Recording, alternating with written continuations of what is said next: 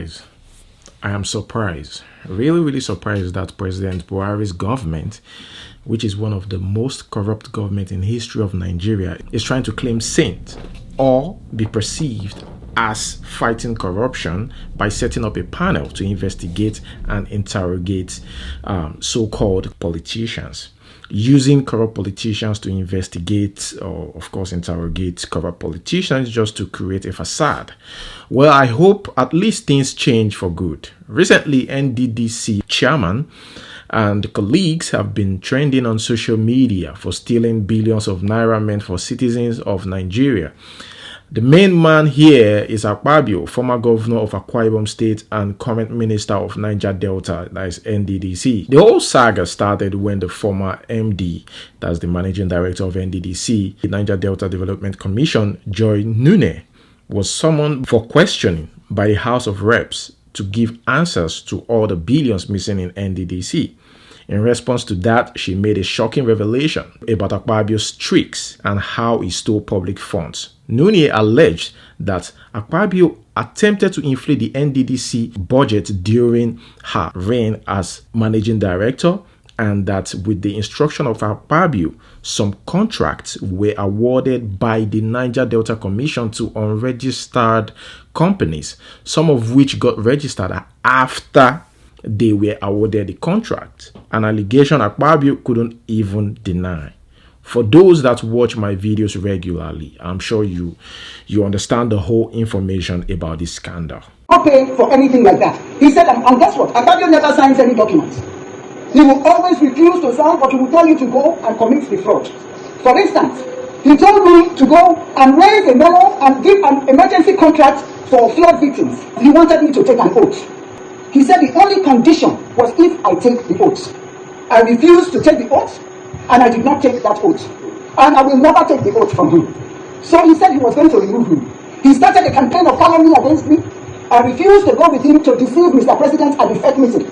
Akpabio went to get the approval from FEC. The 2020 budget has not even been discussed by the National Assembly till today.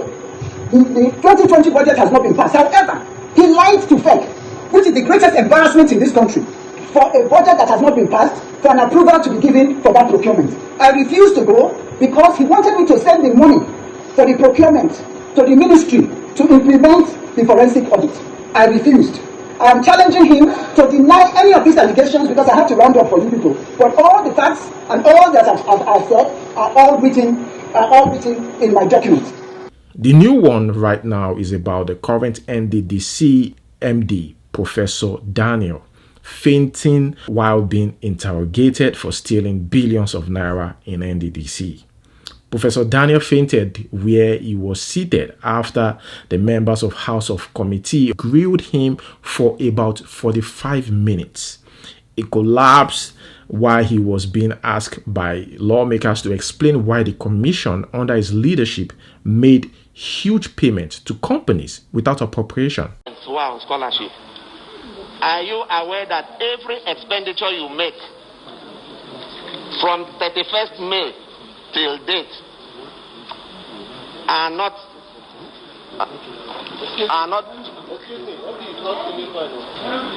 Officials of the commission present at the hearing made efforts to revive him and later move him out of the place, out of the room.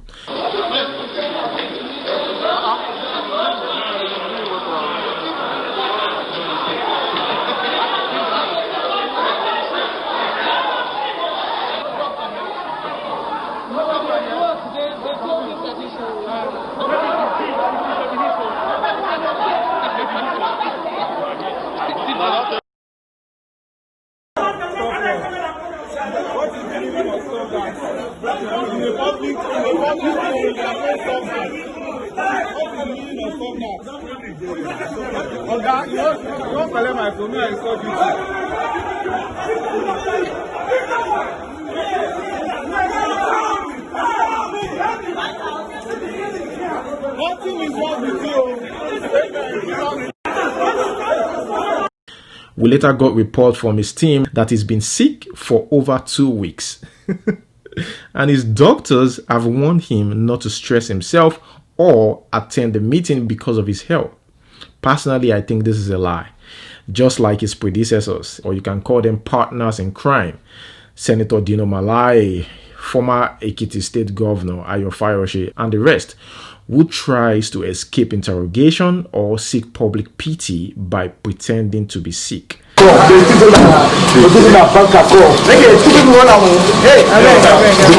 am in pain. I am in severe pain. I can't touch this neck anymore. If anything happens to me, the Inspector General of Police to be held accountable. Are you aware that every expenditure you make from 31st May till date are not This particular man is known to be very dramatic right from the beginning of the interrogations. Last week, Thursday, when they summoned him to ask questions about the stolen funds, do you know what this man did? This man walked out on the lawmakers after accusing the chairman of the committee of being an interested party in the investigation. He said as long as Tunji Ojo is head of the investigation, the commission would not get a fair hearing. He then refused to make presentations before the committee and walked out. Did you know that this man had to agree to attend the meeting because the lawmakers threatened that they will have to arrest him for disrespecting them and also trying to escape being interrogated before he decided to show up? And when he did, he fainted during the interrogation. On the 9th of July, this same NDDC boss had appeared before the Senate Investigative Committee, where he said they used 1.5 billion naira to take care of themselves. According to reports, chairman of the Senate committee, Olubumi, at the hearing told the House that investigations showed that the commission spent 3.1 billion as COVID-19 funds between October 2019 and May 2020.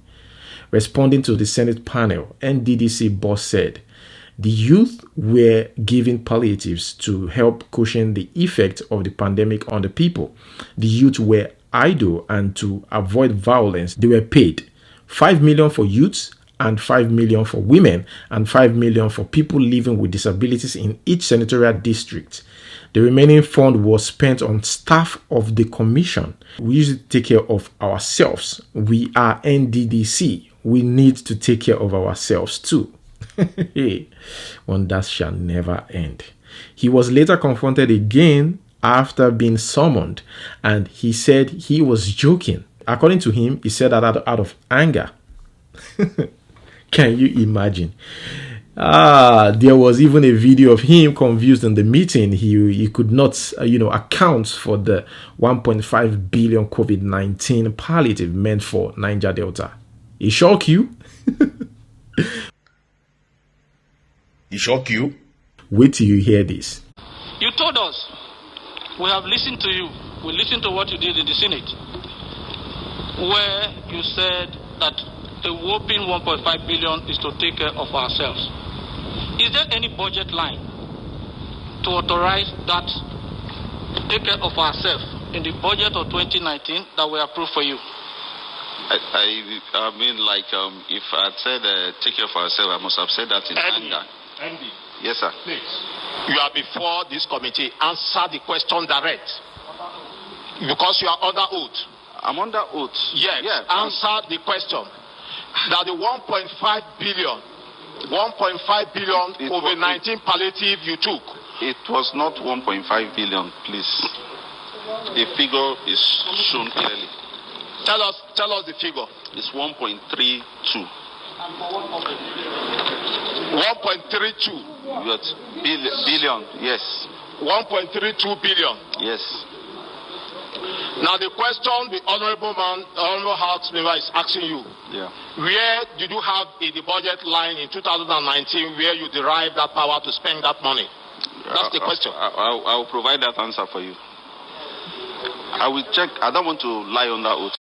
The next news we heard, after he fainted, was that the Speaker of the House of Representatives empathized with the acting managing director, Niger Delta Development Commission, Professor Daniel, following his collapse at the ongoing 40 billion probe. They said he will no longer appear before the panel probing him and the agency because of his health, and they blame it on the poor ventilation in the room. This is a man who is from Niger Delta, who understands the problems of Niger Delta, yet went ahead to steal funds meant for poor youths of Niger Delta. Akpabio, on the other hand, that's the Niger Delta minister, during his own interrogation, he has told the committee that most of the contracts of the Niger Delta Development Commission, NDDC, are given out to members of the National Assembly. Because who are even the greatest beneficiaries? It's two people now. Okay. Because if you look at your chairman gave... Okay, Honorable Minister. Honorable Minister, that's okay. That's okay. No, can I ask you that question? What is the benefit that the National Assembly is benefiting from? It's okay, it's okay. Are you asking me the benefit of National Assembly? Yes, you just said... I just told you that we have record to show that most of the contracts in NDDC are given out to members of National Assembly, but you don't know about it. It's okay. It's okay. It's okay. It's okay. The two chairmen can explain to you. That is why I was a member. I was a member of the NDDC committee. It's okay. It's okay. Wait, you were a member of the NDDC and lot of you were a member of the NDDC in the 8th Assembly, and are you telling me that lots of jobs were awarded to you as a member? No, this is a problem. That's why I said you then must. you have the right to accuse people. Then why can't you bring up Can you please people listen that? to me? One of the chairmen If also. you were not awarded a contract, then why are you coming here that you are aware that you were a member of the NDDC and lots of contracts were awarded to you? You said I'm not aware. I'm telling you that. Bring up those days. May I inform my honorable sister that is why we have to change. Honorable Minister, please. It's okay. That is okay. That is okay. But let me explain. No, it's okay. It's okay. Let me explain. It's okay. Now. It's okay. You must not allow the two chairmen to access the budget every It's year. okay. Off your mic. It's okay. Off your mic, Honorable Minister. You are like me. I was a member like you. I did not know what was going on. Honorable Minister. Yes, it's okay. Yes, Chairman. You guys sit down. It's okay. Why does Akpabio like doing this? The first time he was accused by Joy Nune, he brought in her personal life to tackle her, just to defend himself, instead of him to talk about the accusations against him. And by the way, let me just point this out. The last managing director that you mentioned, Joy Nune, yeah. No matter the allegation, I wish that she would maybe go to a hospital, see a doctor, and then get maybe some injection and relax. People cannot be in offices. Something wrong with her? I'm not saying there's something wrong with her. I'm saying that there's something wrong with her temperament. Okay. Because you don't need to ask me. You can ask about 4 other husbands that she married. So I want to tell you what happened. And then you also need to bring all the former husbands, at least bring 4 of them that she had married in the past, to this studio, so that you ask them questions one after the other, because it looks like a character problem. Will they have answers to her professional, they will have answers to her professional conduct? They will not professional conduct. That is not an issue. Is she a professional? Well, I don't blame him. I mean, do you blame him? I guess this is what you get when thieves are probing thieves. However, the Speaker of the House, Femi Gbajabiamila, has given the former governor 48 hours to publish the names of lawmakers involved. This is my 5th term here. I've never once collected anything from the National Assembly. And I know I speak for a great majority of members of this House. Great majority. And because of that, I will take this matter and this allegation and accusation very serious. And I will give the minister 24 to 48 hours. And Clark, I want you to back this up with a letter from this House. To give the minister 24 to 48 hours to publish the names, the contracts so given, the dates, because obviously these things will be documented. Unveil the companies of the 60% projects that were given to members of the National Assembly, failing which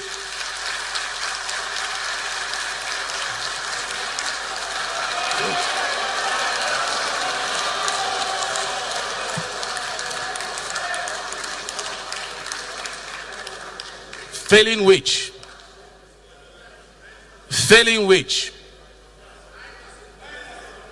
yes, of members of this 9th Assembly. Names. Remember in 2012 when Aruma, former Nigeria Stock Exchange boss, challenged the chairman of the committee then, set up to probe her. Let's watch this video, by the way. You understand what I'm trying to say? When I accepted to take this job, I was told that when I fight corruption, that corruption will fight me back. But I could not have imagined that that will happen in the House Committee on Capital Markets. And now I question, Honorable Chairman, your credibility in carrying out this public hearing. The reason I question your credibility in carrying out this public hearing was that on October 20th, the SEC gave you ESTO code and a business class ticket to travel to an emerging market conference in Dominican Republic. Please tell the Nigerian people whether you actually went there. And this was in November. And please also tell the Nigerian people, if you didn't go, whether you have returned the monies. I do not think you have given me a fair hearing. I do not think, Honorable Chairman Hembe, that it is appropriate for you to have gotten information from the SEC and without even asking us to verify that information, to respond to the issues, that you then make the judgments that you made yesterday. We're trying to build a democracy. But people told me that corruption will fight me hard. It's been 2 years and a few months that I'm still standing, that I haven't been killed, that all of the shenanigans so far has not affected me. But I think that because the integrity of the apex regulator of the Nigerian capital markets is so important, it is very important that I state this fact very publicly. And I believe that if we want to carry out an investigation, and as you said, in the interest of Nigeria and not in your own interest, I should not be subjected to what you subjected me to because the SEC did not give you 5 million naira in cash on Tuesday, the 13th of March. It should not be. It should not be, Honorable Hembe. And I'm sorry, because we need to start running this country differently. We need to start running this country differently. We need to start running this country differently. I cannot have had the auditable career that I've had. And you want to rubbish my personal reputation, the personal reputation of the apex regulator of the Nigerian capital markets and the Nigerian capital markets. Please, if you said that we are here trying to find out why the things that happened in the Nigerian capital markets happened, and we're trying to propose solutions, please can you explain to me also why even the presentation that I made. Kolawole Johnson, a member of Nigerian Institute of Public Relations, exposed to the House of Reps committee how money meant for students who are on scholarships abroad was shared among the NDDC MD, Professor Daniel, and Akpabio, who is the minister, of the Niger Delta, and other officials. I will just mention the last one, which is the scholarship. Sir, in the last few weeks, we've gotten letters, mails, I have them. I can supply this committee of students, of scholars abroad, who kept crying that their dues are not paid. They are being locked out of school. And one of them challenged me on Twitter and said I'm making noise about all that. I should please look into their own. It's still there, it's there. I can screenshot and bring. So we went into work and we discovered that rather than paying students or scholars who are abroad, the NDDC team were busy paying themselves money meant for students. At least I saw payment made to officials. I mentioned two on air. I mentioned Dr. Cairo, and I mentioned Professor Ponde, DMD. I quoted the account details that they paid that money into. I quoted the day. That was, I think it is here too. But here. I want to make a very special appeal, sir, that beyond all of my agitation, I think my constituency comes first. The scholars, please, sir. If there can be anything, or if anything can be done as fast as possible, even if we need to just bend some things, I'm appealing to us, sir. A lot of them needs to be attended to. In fact, my define the odds to come. That serves as about the first purpose. In the last 3 days, I must have gotten over 40 mails, names sent, videos. I'm appealing on their behalf for us to please do something for them, sir, irrespective of what we can do within the shortest possible time. And you keep wondering why people are still suffering in Nigeria with all this money mentioned, all these billions mentioned in this country. Just recently, Vanguard reports that the House of Representatives on Tuesday took a motion to investigate allegation that over 613.5 billion naira that was meant to cater for the needs of correctional centers and inmates across the country. They want to probe prison officials, grill them just like others about the 613.5 billion naira. Isn't it funny?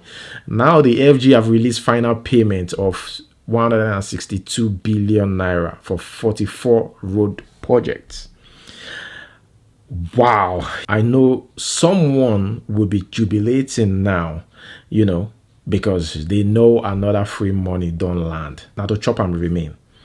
If the anti-corruption agency like EFCC could be corrupt, then anything is possible. So I'm not surprised. The Nation, as the Nation newspaper, just reported that, apart from former EFCC boss, 12 other EFCC officials have been suspended. The corruption in Nigeria has become something else, isn't it? Former President Goodluck Jonathan even visited Buhari. I wonder what they want to talk about. Let me use this opportunity to commend Mr. President publicly. I've already sent a letter to him appreciating that. It's a good gesture. And even completing the program is good. It shows that the president is going on with the legacy projects of previous administrations. So, and that is the way to go. So I sent a letter to him. I commended him verbally too, but you have asked me now, so let me also do it publicly that I appreciate it, and I thank Mr. President, the Minister of Transportation, and all others that made it possible. So Nigeria would like to know, how do you describe your relationship with President Buhari? You've been seeing me coming to see the President. I will be seeing us having a very friendly conversation. So our relationship is okay. Guys, on corruption, let us listen to Idris Abdul Karim about the cause of our problem. So we're live. So our first question is, Buhari versus Obasanjo, which presidential term do you think Nigerians thrived and succeeded more doing? Okay, Obasanjo is the nemesis of our problem. He was the one that told us that we should vote for Jonathan. And even before that, he told us that Yaradua was the Messiah. And Yaradua was actually the Messiah. But unfortunately, God asked Yaradua to come and rest. And before Jonathan became the president, there were rumors around that Obasanjo sees good luck as his walking stick. And I don't need to tell you the details of that. But thank God for Jonathan that he actually had to let go. If not for Jonathan, there would have been war in this country, because he intentionally said, you know what, everybody wanted change. So there you go, have to change. If Jonathan had not left the government, we wouldn't have known that Buhari is very incompetent. I would say that in Nigeria, just like Fela said, everything about Nigeria is party government. I think Nigerians need to come out and speak more and stop being scared. Whether you are scared or not, we are all living there. So it's better for you to speak up your mind rather than to keep quiet. I also think that we need younger people to take over the realms of our fear. And the younger people are not ready yet because they don't love each other. Guys, let us also listen to what Hassan Labo have to say about corruption and the punishment. Go in the way of China in some of I am a great advocate of death penalty in this country. I have said it severally. I don't hide it. On which kind of offense? Oh my God, there are so many. The first thing is corruption. You see all these politicians doing away with our billions of naira after being governors, and they end up in Senate, end up in the cabinet. By now, if it were a serious environment, by now we should have buried all this. We could have fired them all right, in their villages, so that their own members of families and kinsmen will see them and know that, look, if you've got to go into politics, you must take the serious of the business of governance serious. You must take the business of the social contract you have with the people serious, and so on. At this point, do you still believe that there's hope for Nigeria? Let me know your answers in the comment section below. That if you want to, in a sense, eliminate corruption in a society, and we all want to eliminate corruption in a society, the most effective way to do it is to make sure you don't punish people at the bottom, you punish people at the top. I'll tell you one story. In the 1960s, when Singapore was a very poor country then, our per capita income was 500. A government minister was invited by a businessman to go on holiday. Just on holiday. No bride.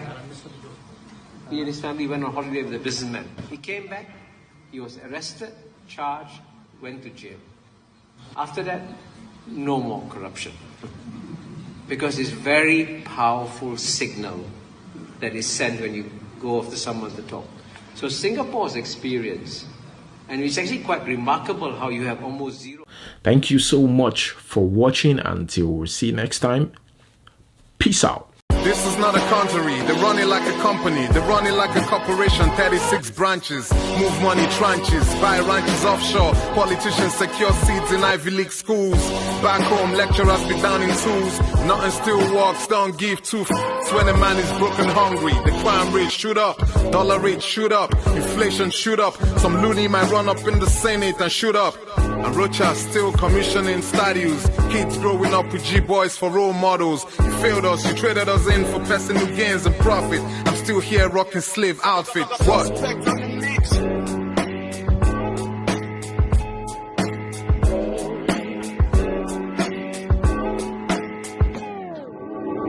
They don't care about us. If we live, if we die, if we eat, if we starve. If we see another day, it is gone.